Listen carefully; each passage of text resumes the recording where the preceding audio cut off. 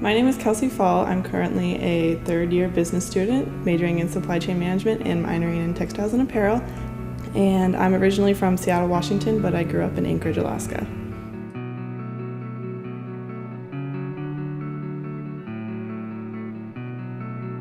The first time I heard about Texas 4000 was at orientation before my freshman year.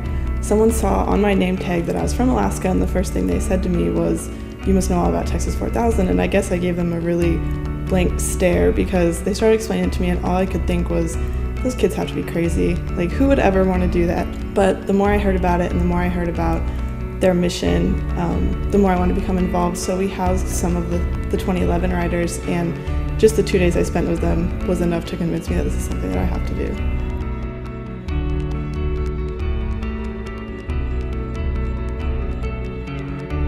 I ride for a lot of reasons, but there's 3 women that I primarily joined this organization for.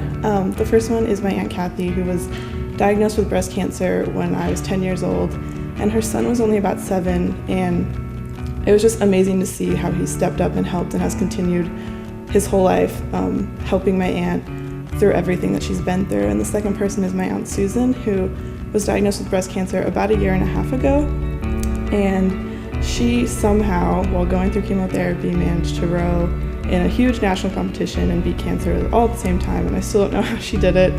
And the third person is Liz Ho, who was not my volleyball coach, but her husband was, and she somehow managed to always remember my name, my team, my high school, everything, and it wasn't just me, it was every single girl that played volleyball in Anchorage. And she passed away this past January, so I ride for them because they've taught me so much about what it means to be a good person and just how to be strong in one of the toughest situations that life can throw at you.